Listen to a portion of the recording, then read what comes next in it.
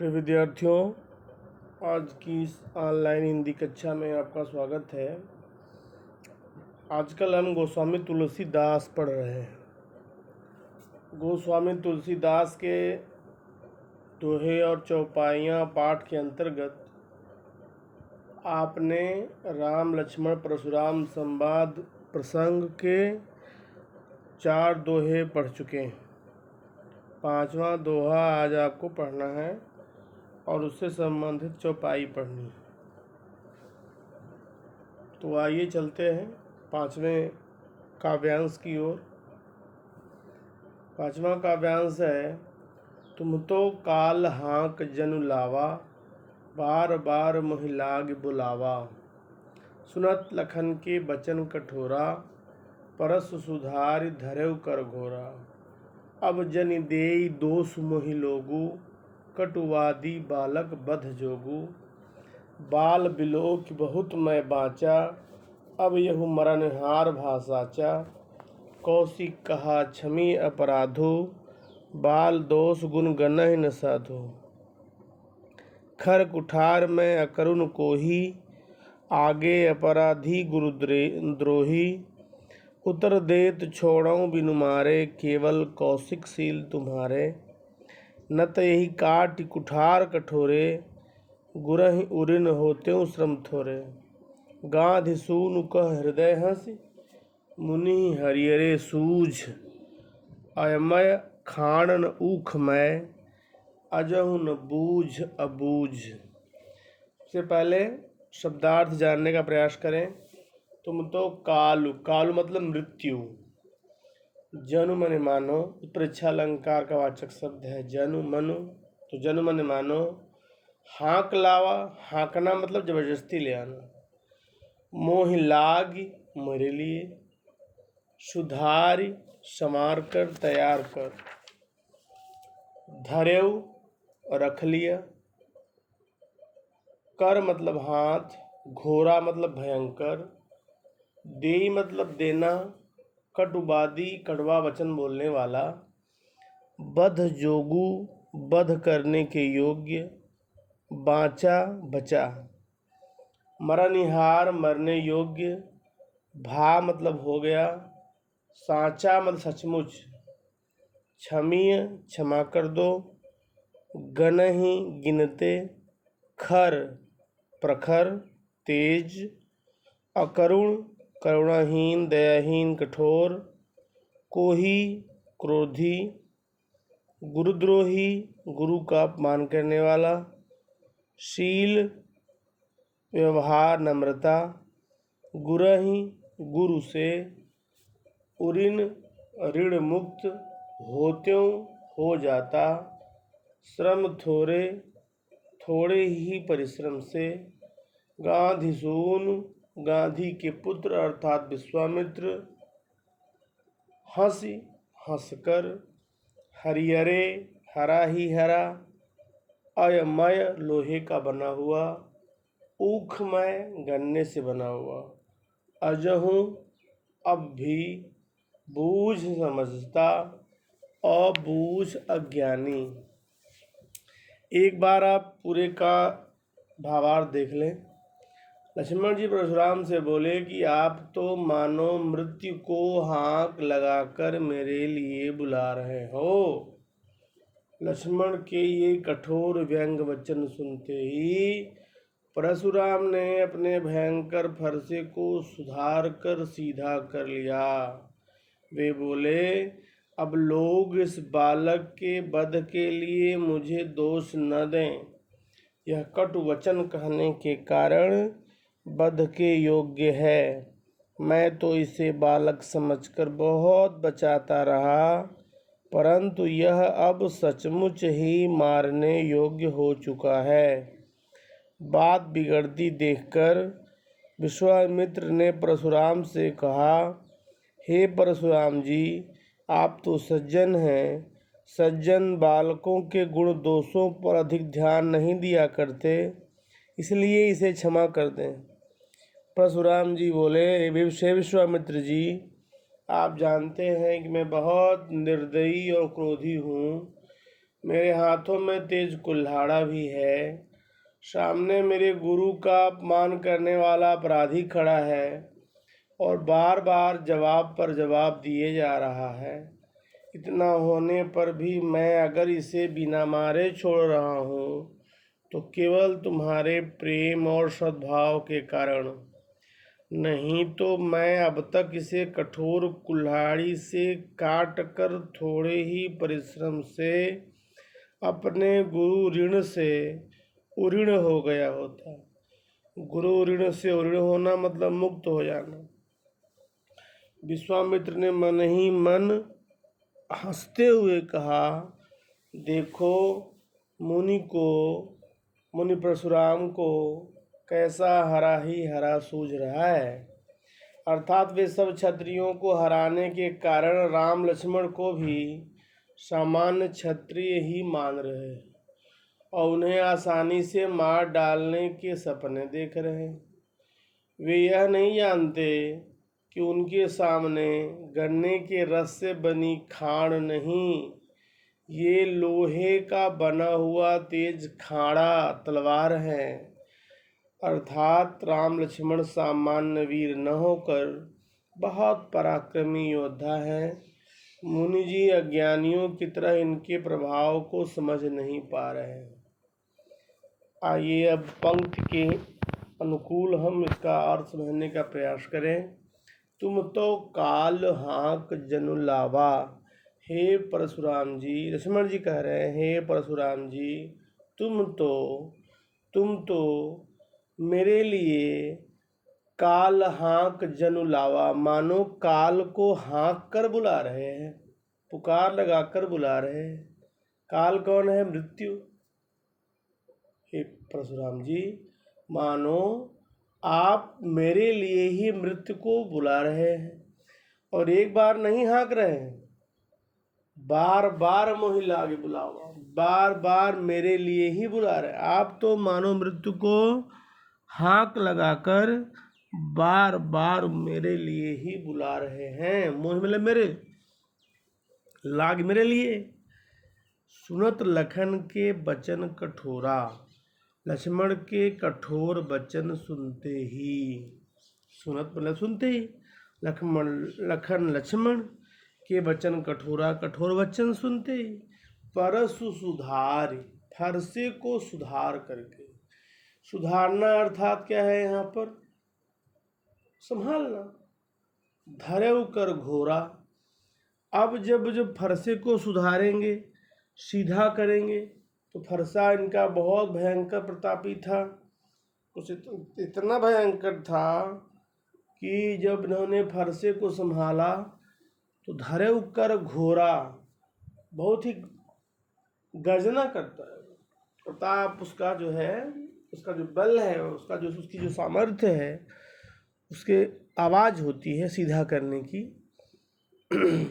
अब जन देई दोष मोहि लोगु, अब जन देई, अब मुझे कोई दोष न दे। जन मन मत, देई मन दे, दोष मतलब दोष, मोहि मतलब मुझे, लोगु मतलब लोग। हे सभा में उपस्थित लोगों, अब मुझे इसके वध के लिए कोई दोष न दे। यह बालक कटुवादी है, कड़वा बोलने वाला है, वध जोगु, वध के योग्य है। कहते हैं सभा में उपस्थित लोगों, मुझे कोई अब इस बालक के वध के लिए दोष न दे। यह कड़वा वचन बोलने के कारण वध के योग्य बन गया है। बालक बिलोकी, मैं इसे बालक देखकर बहुत मैं बाँचा, मैंने बहुत बोल लिया। इसे बालक समझकर मैं बहुत बोल लिया। अब इसे बाँचा का अर्थ बचाना का भी होता है। बाँचा का अर्थ बचाने से भी होगा, बाँचा का अर्थ बोलने से भी होगा। ठीक है, तो बाँचा मतलब बच गया। ठीक है, अब बाल बिलोक बहुत में बाँचा, बालक समझ के इसे मैंने बहुत बचाया। और अगर बोलने के अर्थ में लें तो बालक समझ करके इसे मैंने बहुत कुछ कहा डराने के लिए, लेकिन ये डर नहीं रहा। अब यहू मरनिहार भा साचा, अब इसका जो अब इसकी जो मौत है, अब इसे पास बुला रही है, अब इसकी मृत्यु सत्य होने वाली है। या इसे यह कहें कि अब यह सचमुच ही मारने योग्य बन गया है। मरणहार मतलब मरने योग्य। अब यह सचमुच मरने योग्य हो गया है। बात बिगड़ती देख करके विश्वामित्र, कौशिक और विश्वामित्र कहते हैं क्षमी अपराधु, इसके अपराध को क्षमा करें गुरुदेव। क्षमी अपराधु, इसके अपराध को क्षमा करें। बाल दोष गुण गणहीन साधु, बालक के दोष को और बालक के गुण को सज्जन लोग गणते नहीं हैं, गिनते नहीं। गणना मतलब गिनना।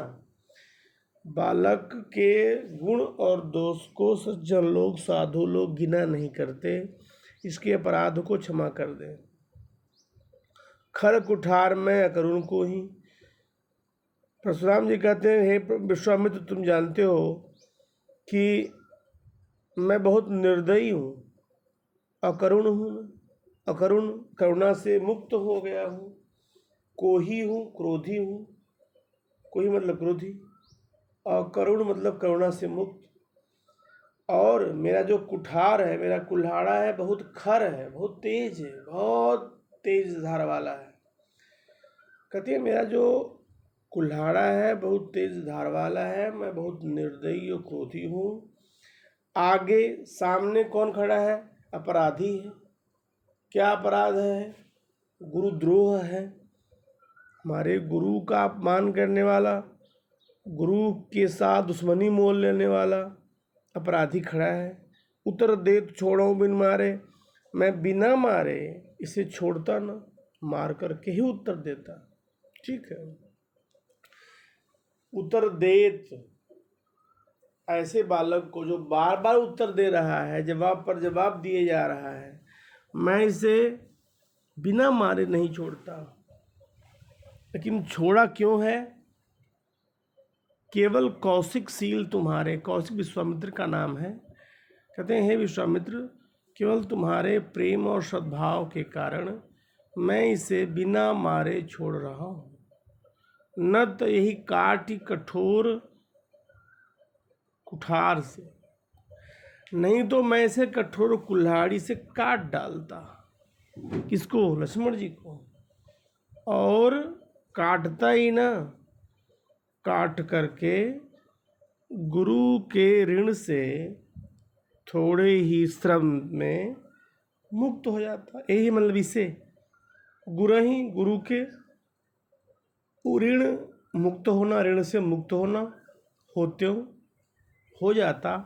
श्रम परिश्रम थोड़े मतलब थोड़े से ही, नहीं तो अब तक मैं इसे इस कठोर कुल्हाड़ी से काट कर थोड़े ही परिश्रम से गुरु ऋण से उऋण हो गया होता, गुरु के ऋण से मुक्त हो गया होता।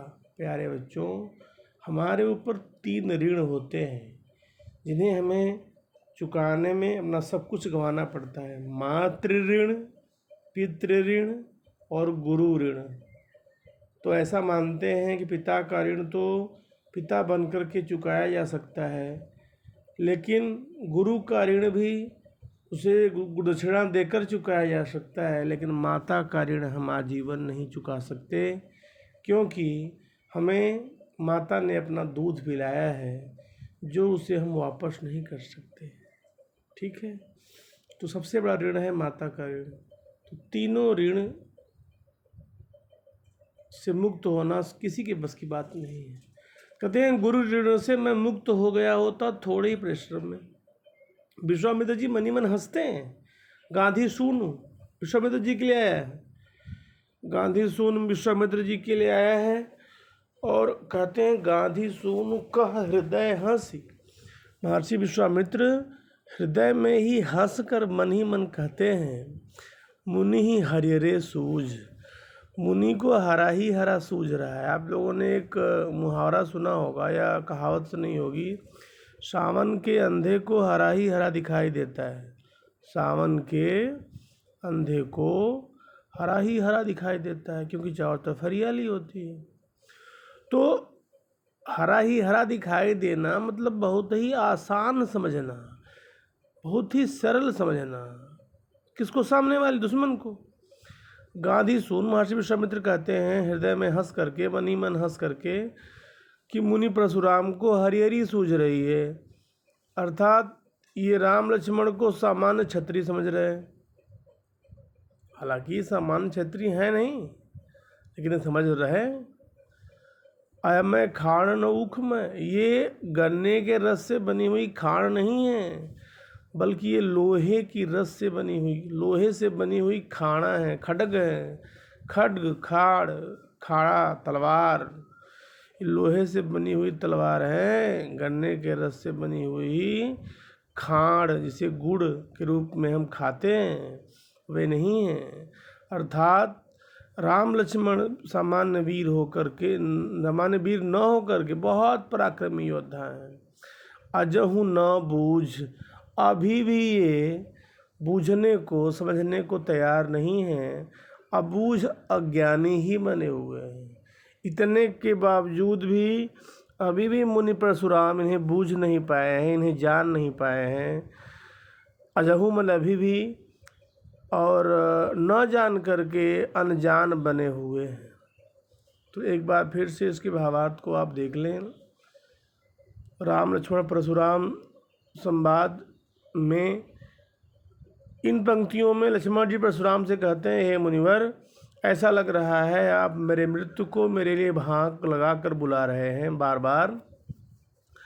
लक्ष्मण जी के इस व्यंग को सुनकर परशुराम जी बहुत क्रोधित होते हैं और अपने फरसे को हाथ में लेकर बोलते हैं कि इस बालक के वध के लिए संसार मुझे दोष न दे, क्योंकि इसने खुद अपने कटु वचनों के सहारे अपनी मौत को बुलाया है।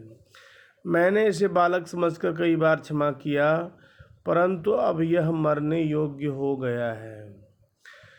इन पंक्तियों में विश्वामित्र जी परशुराम से कहते हैं, परशुराम जी आप तो साधु हैं, साधु कभी बालकों के अपराध पर ज़्यादा ध्यान नहीं देते और उन्हें क्षमा कर देते हैं, इसलिए लक्ष्मण को भी क्षमा कर दें। यह सुनकर परशुराम जी विश्वामित्र से कहते हैं कि तुम जानते हो मैं कितना कठोर एवं निर्दयी हूँ, मुझमें कितना क्रोध भरा हुआ है। मेरे सामने यह मेरे गुरु का अपमान किए जा रहा है और मेरे हाथों में फरसा होने के बावजूद भी मैंने अभी तक इसका वध नहीं किया। अगर यह जीवित खड़ा है तो सिर्फ तुम्हारे प्रेम और सद्भाव के लिए, नहीं तो अभी तक मैं अपने फरसे से बिना किसी परिश्रम के इसे काट डालता, इसका वध कर देता और अपनी गुरु की जो दक्षिणा चुका देता। यह सुनकर विश्वामित्र जी मनी मन हंसने लगते हैं और सोचते हैं कि परशुराम जी ने सभी क्षत्रियों को हराया है, तो वे राम लक्ष्मण को साधारण क्षत्रिय मानकर उन्हें भी आसानी से हराने के बारे में सोच रहे हैं। परंतु उन्हें इस बात का ज्ञान नहीं है कि उनके समक्ष खड़ा होने वाला बालक कोई गन्ने के रस से बना गुड़ नहीं है, अपितु लोहे के फौलाद से बनी तेज तलवार है। अर्थात राम एवं लक्ष्मण को वे साधारण क्षत्रिय समझने की भूल कर रहे हैं, जबकि दोनों ही सूरवीर एवं पराक्रमी हैं। इस तरह से काव्यांश नंबर 5 का आपको भावार्थ बताया गया।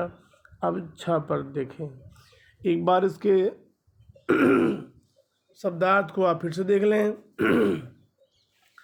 काल मतलब मृत्यु, जनु मानो, हाँक लावा जबरदस्ती बुला लेना, मोह लाग मेरे लिए, सुधार संवार कर तैयार करके, धरव रख लिया, कर मतलब हाथ, घोरा भयंकर, दे देना, कटुवादी कड़वे वचन बोलने वाला, बधजोगु बध करने की योग्य, बाचा मतलब बचा, मरनिहार मरने योग्य, भा मतलब हो गया, साचा सचमुच, क्षमी क्षमा कर दो, गनहि मतलब गिनते, खर मतलब प्रखर तेज, अकरुण करुणाहीन दयाहीन कठोर, कोही मतलब क्रोधी, गुरुद्रोही मतलब गुरु का अपमान करने वाला, शील मतलब व्यवहार, समान नम्रता, गुरहि मतलब गुरु से, उऋण मतलब ऋण मुक्त, होते हो जाता, श्रम थोड़े थोड़े ही परिश्रम से, गांधी सूनु गांधी के पुत्र था विश्वामित्र, हंस कर हरिहरे हरा ही हरा, अयमय लोहे का बना हुआ, ऊखमय गन्ने से बना हुआ। जहूँ अभी भी बूझ समझने को तैयार नहीं है, अबूझ अज्ञानी बने रहना चाहते हैं। कहु लखन मुनि सील तुम्हारा, कहु लखन, लक्ष्मण जी कहते हैं हे मुनि, सील तुम्हारा, तुम्हारे ही सील स्वभाव को कौन नहीं जानता। हे मुनि, लक्ष्मण जी परशुराम से बोलते हैं हे मुनि, हे परशुराम, हे ब्रह्मर्षि, हे ब्राह्मण देवता, आपकी विनम्रता को कौन नहीं जानता है, कौन नहीं जानता है। विदित संसारा, सारा संसार आपके विनम्रता से परिचित है। माता पिता ही उऋण भय नीके, उऋण मतलब मुक्त होना, उऋण, आप माता पिता के ऋण से अच्छी तरह से, नीके मतलब अच्छी तरह से, उऋण भय, उऋण हो चुके हैं। आप अपने माता पिता के ऋण से तो अच्छी तरह उऋण हो ही चुके हैं। गुरु ऋण रहा, अब गुरु का ऋण बचा हुआ है, और लगता है आप अपने गुरु का ऋण उतारने के लिए बहुत चिंतित हैं, सोच में पड़े हुए हैं। बड़ जी के बहुत ही बेसब्री से आपके मन में गुरु का ऋण उतारने की चिंता पड़ी हुई है। गुरु ऋण रहा, गुरु का ऋण जो है बाकी बचा हुआ है। यही सोच, यही चिंता आपके हृदय में, जी में हमेशा बढ़ती जा रही है। सो जन, उसी चिंता को मानो, जन्म ने मानो, परीक्षा अलंकार है। हमारे ही माथे काढ़ा, आप हमारे ही माथे, हमारे ही सहारे काढ़ना, निकालना चाहते हैं। अर्थात मुझे मारकर आप शायद गुरु ऋण उतारना चाहते हैं। ठीक है, दिन चली गए, बहुत दिन चले गए, बहुत दिन बीत गए आपको शिक्षा ग्रहण किए हुए, और इतनी लंबी अवधि से आपने गुरु का ऋण चुकाया नहीं है। तो इतना लंबा जब समय बढ़ जाएगा तो जो मूलधन का ब्याज है वो बढ़ गया होगा। जो गुरु ऋण का, जो जब हम किसी से कर्जा लेते हैं और लंबे समय तक नहीं चुकाते हैं तो उसका जो इंटरेस्ट है वो बढ़ता चला जाता है। तो उसी इंटरेस्ट की बात कर रहे हैं, ब्याज मतलब इंटरेस्ट, कि बहुत दिन गुरु ऋण चुकाए हो गया, आप चुका नहीं पाए, इसलिए उसका ब्याज बहुत बढ़ गया होगा। अब आनी व्यवहारिया बोली, किसी व्यवहारिया को, व्यापार करने को, हिसाब किताब करने वाले को बुलाइए, आनिए, ले आइए। मैं बोल रहा हूँ तुरंत देव मैं थैली खोली, मैं अपनी थैली खोलता हूँ और उसका हिसाब किताब कर देता हूँ। बहुत दिन बढ़ हो गए, अब तक आप पर गुरु का ऋण का ब्याज बहुत बढ़ गया होगा। चलिए किसी हिसाब किताब करने वाले को बुला लीजिए, मैं अपनी थैली खोल करके तुरंत सारी गुरु दक्षिणा चुका दूंगा। सुन कटु वचन, लक्ष्मण जी के कड़वे वचनों को सुन करके परशुराम जी ने अपना फरसा संभाल लिया, और जैसे ही फरसा संभाल करके मारने को उद्यत हुए, तैयार हुए, कुठार सुधारना संभालना, कुठार वाले कुल्हाड़ी, जैसे ही अपने फरसे को संभालते हैं, लक्ष्मण जी के कड़वे वचनों को सुन करके परशुराम जी जैसे ही अपने फरसे को संभालते हैं, हाय हाय सब सभा पुकारा। पूरी सभा में, जनक जी की पूरी सभा में हाय हाय की पुकार मच गई। भृगुवर परशु दिखावहीं मोही, लेकिन लक्ष्मण जी शांत नहीं हुए। लक्ष्मण जी ने फिर से कहा, हे परशुराम जी, आप मुझे फरसा बार बार दिखा रहे हैं, परशु को दिखा रहे हैं, मोही मैंने मुझको, विप्र विचार, मैं भी आपको ब्राह्मण समझ करके अब तक छोड़ा रहा, बचाता रहा, क्योंकि आप तो राजाओं के दुश्मन हैं, नृपद्रोही हैं, आप राजाओं के शत्रु हैं, फिर भी मैं आपको बार बार ब्राह्मण समझ करके बचाता रहा, बार बार आपसे लड़ने से बच रहा हूँ। मिले न कबहू सुभट रन गाढ़े, लगता है आपको युद्ध भूमि में कभी अच्छे योद्धाओं से पाला नहीं पड़ा। कबहू माने कभी भी न मिले, नहीं मिले आपको। कहाँ? रण में, रण में, युद्ध के मैदान में। सुभट, सु मतलब अच्छे, अच्छा, भट माने योद्धा। लगता है कभी भी आपको युद्ध के मैदान में, युद्ध भूमि में अच्छे पराक्रमी वीरों से पाला नहीं पड़ा। इसीलिए हे ब्राह्मण देवता, द्विज देवता, ब्राह्मण देवता, आप घर ही से बाढ़े, आप घर से ही मनबढ़ प्रतीत हो रहे हैं ना। घर ही के बाढ़े मतलब घर में ही अपनी वीरता के कारण फूले फूले फिर रहे हैं। मनबढ़ वही होता है जिसका मन बहुत बढ़ा हुआ होता है, क्योंकि उसे अच्छे लोगों से उसका मुकाबला होता नहीं, तो लगता है कि मैं ही सबसे बड़ा शेर हूँ। द्विज देवता, द्विज माने ब्राह्मण, हे ब्राह्मण देवता, आप घर के ही मतलब घर से ही आपका मन बढ़ा हुआ है, आप घर से ही मनबढ़ प्रतीत होते हैं। आप घर में ही अपनी वीरता के कारण फूले फूले फिर रहे हैं, क्योंकि आपने कभी हार स्वीकार ही नहीं की। इतना लक्ष्मण जी के कहने के पश्चात सभा में सभी उपस्थित लोगों ने अनुचित है, अनुचित है ऐसा कहा। अनुचित कही सब ने अनुचित कहा कि अब हो गया, बहुत हो गया। लोग पुकारे, और जितने लोग सभा में बैठे थे सबने पुकार कर कहा कि अब इनका बोलना, लक्ष्मण जी का बोलना, बालक का बोलना एक महर्षि के सामने अनुचित है। इस तरह से जब सबने अनुचित है कहा, तब राम ने, रघुपति राजा राम ने शयन में क्या बताया था मैंने? आंखों के इशारे से लक्ष्मण जी को निवारे मतलब मना कर दिया। तब लक्ष्मण जी को आंखों के संकेत से राम जी ने अधिक बोलने से मना कर दिया। कुल मिलाकर के आप ये समझें कि लखन उत्तर आहुत सरिस, कितना सुंदर उपमा और रूपक अलंकार है इस दोहे में। अपने लक्ष्मण का उत्तर परशुराम के वचनों, परशुराम की कही हुई बातों का लक्ष्मण जी ने उत्तर जो दिया वह कैसा था?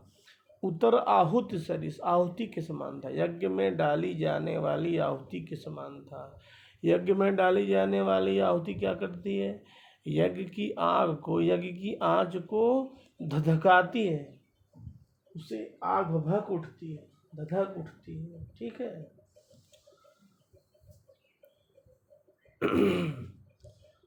और भृगुबर कोप कृषाणु मने अग्नि, कोप मने क्रोध, भृगुबर मने परशुराम जी। परशुराम की क्रोध रूपी अग्नि को लक्ष्मण जी ने अपने व्यंग भरे वचनों से आहुति के समान, यज्ञ की आहुति के समान वचन बोल करके भड़का दिया। ठीक है। ऐसे कह सकते हैं कि लक्ष्मण जी के उत्तर आहुति के समान भड़काने वाले थे। परशुराम का क्रोध आग के समान था, जो लक्ष्मण जी के वचनों को सुनकर भड़क उठा था। जब भगवान राम ने परशुराम की क्रोधाग्नि को, क्रोध रूपी अग्नि को बढ़ते हुए देखा, तब जल सम वचन, शीतल जल के समान विनम्रता से युक्त वाणी बोल करके, कौन? रघुकुल भानु, रघुवंश के सूर्य भगवान राम ने उस क्रोधाग्नि को शांत कर दिया। जब लक्ष्मण जी के व्यंगात्मक आहुति के समान वचन परशुराम की क्रोध रूपी अग्नि को बढ़ा रहे थे, उस समय जब राम ने देखा कि क्रोध की अग्नि बहुत बढ़ती जा रही है, तो शीतल जल के समान वचन बोल करके उस क्रोध रूपी अग्नि को शांत कर दिया। ठीक है। तो ये उपमा और रूपक का बड़ा ही सुंदर यहाँ रघुकुल भानु में रूपक अलंकार है। आहुत सरिस, लखन उत्तर आहुत सरिस में उपमा, बढ़त देख जल सम में उपमा, भृगुबर कोप कृसान, क्रोध रूपी कोप कृसान में रूपक अलंकार है। ठीक है, इस तरह से यहाँ बहुत ही सुंदर रूपक और उपमा अलंकार का प्रयोग किया गया है। अब आइए इसको देखें। लक्ष्मण परशुराम जी से कहते हैं कि हे मुनिवर, आपके शील स्वभाव से पूरा संसार भली भांति परिचित है। आप अपने माता पिता के कर्ज से तो पूरी तरह मुक्त हो चुके हैं, परंतु अभी तक आपके ऊपर गुरु का ऋण बचा हुआ है, जिसे आप जल्द से जल्द उतारना चाहते हैं, और इसी कारण आप मेरा वध करने पर तुले हुए हैं। पर यह ठीक भी है, क्योंकि बहुत दिन हो चुके हैं। अब तो आपके ऊपर गुरु का ऋण का जो ब्याज है बहुत बढ़ गया होगा, तो फिर देर करने की जरूरत नहीं है। किसी हिसाब किताब करने वाले को बुला लीजिए, मैं देर किए बिना अपनी थैली खोलकर सारी धनराशि चुका दूंगा। लक्ष्मण जी के कठोर वचन सुनकर परशुराम अपने क्रोध की आग में जलने लगते हैं और अपने फरसे को पकड़कर आक्रमण की मुद्रा में आते हैं, जिसे देखकर दरबार में उपस्थित सारे लोग हाय हाय करने लगते हैं। यह देखकर लक्ष्मण जी परशुराम जी से कहते हैं, आप मुझे अपना फरसा दिखाकर भयभीत करना चाहते हैं, और मैं आपको यहाँ ब्राह्मण समझकर आपसे युद्ध नहीं करना चाहता। ऐसा प्रतीत होता है कि मानो आपका अभी तक युद्ध भूमि में किसी पराक्रमी से पल्ला नहीं पड़ा है, इसलिए आप अपने आप को बहुत सूरवीर समझ रहे हैं। यह बात सुनकर दरबार में उपस्थित सारे लोग अनुचित अनुचित कह करके पुकारने लगते हैं, और श्री राम अपनी आँखों के इशारे से लक्ष्मण जी को चुप होने का इशारा करते हैं। इस प्रकार लक्ष्मण द्वारा कहा गया प्रत्येक वचन आग में घी की आहुति के समान था, और परशुराम जी को अत्यंत क्रोधित होते देख करके श्री राम ने अपने जल के समान शीतल वचनों से उनकी क्रोध रूपी अग्नि को शांत कर दिया। इस तरह से एक बार आप फिर से सुन लें।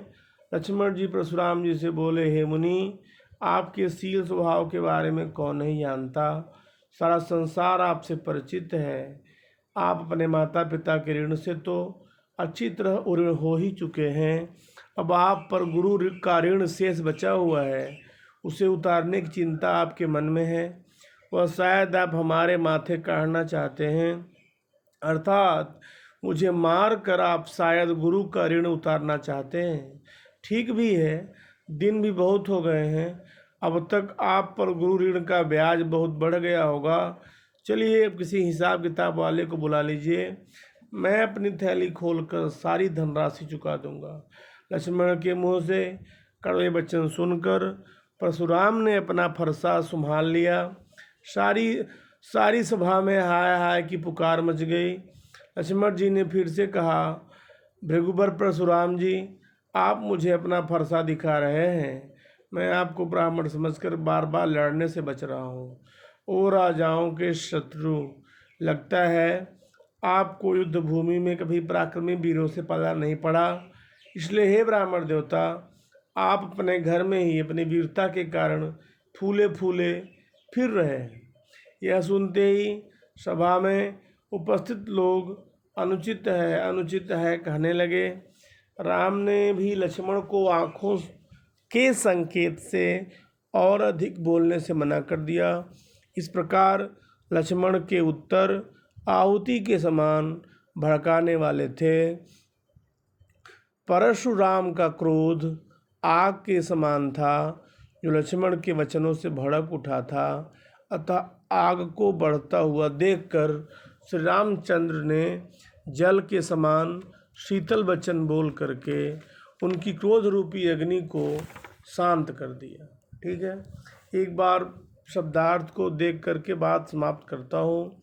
शीलु मतलब स्वभाव, विदित मतलब प्रकट, उऋण मन ऋण से मुक्त, भय मतलब हो गए, नीके भली प्रकार से, गुरु का ऋण, सोच मन चिंता, बड़ मतलब बड़ी, जी हृदय, जनु मतलब मानो, हमारे ही माथे काढ़ा हमारे माथे पर निकालना, बढ़ मतलब बहुत, बाढ़ा बढ़ गया, आनीय लाओ, व्यवहारिया हिसाब किताब करने वाला, तुरंत शीघ्र, कटु कठोर, सुधारा संभाला, भृगुबर भृगु के वंशज, परशुराम, मोहि मतलब मुझे, विप्र मतलब ब्राह्मण, विचार्य मतलब सोचकर बचा रहा था, नृपदोही राजाओं के शत्रु, सुभट वीर योद्धा, रण युद्ध गाढ़े अच्छे, द्विज देवता ब्राह्मण देवता, बाढ़े फूलना, सहनही आँखों के इशारे से,